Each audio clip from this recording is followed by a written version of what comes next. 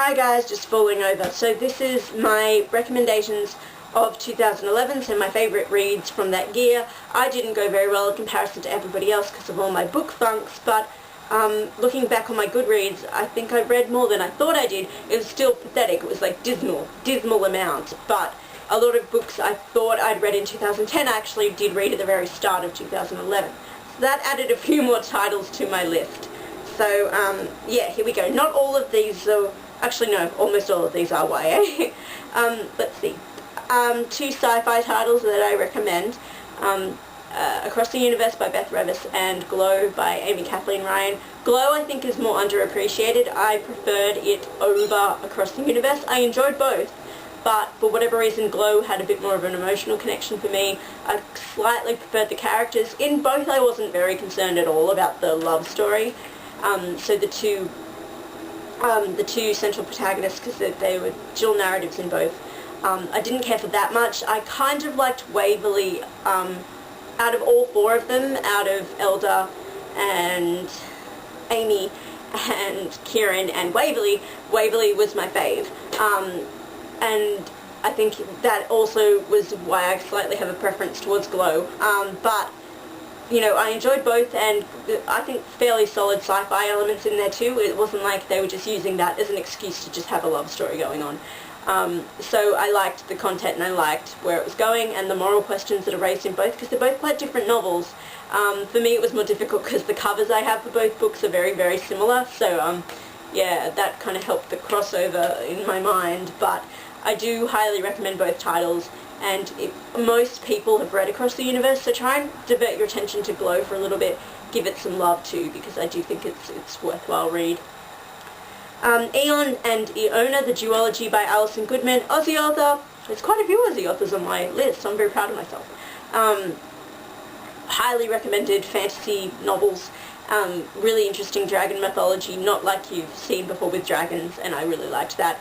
And the characters were all very diverse and interesting. The relationships were often very tricky, sometimes quite unsettling, which is one of the reasons I took ages to read Eon, because I got very uncomfortable with the relationship in there. But I just, yeah, that kind of raised it up in the end, like my appreciation went up. And I think it sort of set it apart from a lot of the other books I read, in that I will always remember the characters because of some of the relationships that were depicted, so I do highly recommend those books. If you like high fantasy, then definitely give them a read. Pink by Lily Wilkinson, another Aussie author. That's just it's a realistic teen title, and the characters were lots of fun, and it was slightly melodramatic at times, and somewhat implausible in terms of the narration and how the characters are in their personalities, but it made it just a little bit more fun, and the kind of air of drama that it lent it worked in the situations that were being depicted. So yeah, I really enjoyed it, and I think the messages in it were very sweet and sincere, and I liked the ending. It was quite refreshing how it turns out at the end, so I like that. More Aussie authors.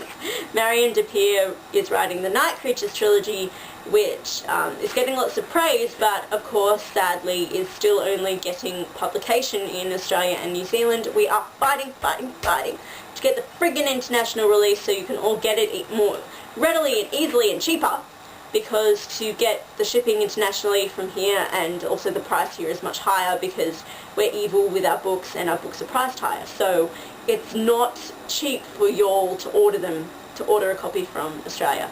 So we're working to try and get it published internationally. Until then, I don't know what else I can say or do to get it to you, but if you have any means of getting it in slightly cheaper fashion somehow, then please do get your hands on Burn Bright and Angel Aria is the first two books in the Night Creatures trilogy, because they're really, really excellent. And on behalf of everybody, I really am sorry that they're not published internationally yet. Two books by Karen Healy, who I believe is a New Zealand author, Guardian of the Dead and The Shattering. They combine, I think, very effectively fantasy with realistic teen stuff in a very interesting and unique way, and also the fantasy and mythology that's in there, it has a very unique New Zealand bent. So we've got lots of Maui stuff woven in there, and folklore, and it's just something different and refreshing for you to encounter. And you know, you can do a bit of learning in the process, I guess, and you get to learn some Maori terms, and also the locations are in New Zealand, so that's, you know, just something different to experience, and I just found them very refreshing is the title I'd use for both those novels, so Guardian of the Dead and The Shattering. I really enjoyed this next title. There are plenty of people who disliked it, and reading and watching those reviews, I completely get where everyone's coming from. I'm a bit biased because I just love the arse out of this author, but Beauty Queens by Libba Bray was for me a very fun read, and I really liked the characters. I just had shitloads of fun while reading it. I completely get what people were saying when they were criticising how forced and overdone the satire felt and that sort of thing. I get where you're coming from, but for me it was just very, very enjoyable and clever, and I really appreciated it. So two books that certainly don't need my recommendation because they're very hyped and loved.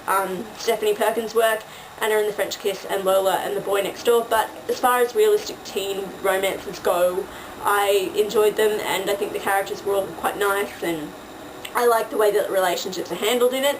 In both those novels, for the most part, I think they play out nicely, and it's not, things don't get forced, things don't get rushed, which is especially appreciative. I like that everything takes its time and progresses in a fairly plausible fashion.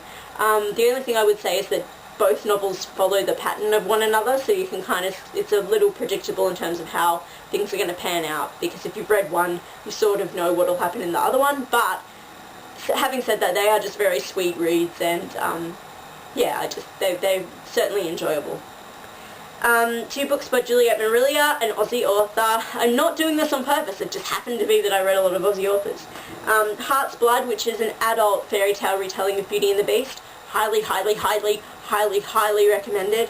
And Cybele's Secret, which is a sequel to Wildwood Dancing, and Wildwood Dancing is a fairy tale retelling of the 7, whatever, dancing princesses. I never get that title right. But Cybele's Secret isn't so much a fairy tale retelling, it sort of just is a bit of a continuation from the universe that Wildwood Dancing takes place in. But I actually really preferred it over its predecessor, and definitely recommend Juliet Marilia's work in general anyway. Another high fantasy novel, Fire by Kristin Cashore. It's a prequel to Graceling, but you are meant to read it after reading Graceling, because it has lots of foreshadowing for the events and characters in Graceling, but it's not as haunting or as effective if you haven't read Graceling first. It's very odd. But lots of people don't like Kristin Cashore's writing and her characters and her moral messages and stuff. I'm a huge fan, so, you know. But I do recommend Fire and Graceling if you want to read them. And then finally, a murder mystery series that myself and David really love. It's the Mary Quinn Mysteries, and I read the second book, The Body in the Tower, in 2011, and definitely recommend those. C.S. Lee writes them, and they're really fantastic and very enjoyable, and it's Victorian-era London, so if you like your period pieces. And the third book's coming out this year. Is it already out, David? I need to keep up with this stuff, but definitely going to read it because I really enjoy those. And Mary Quinn's a great heroine as well. So that's that. Recommendations from my 2011 reads.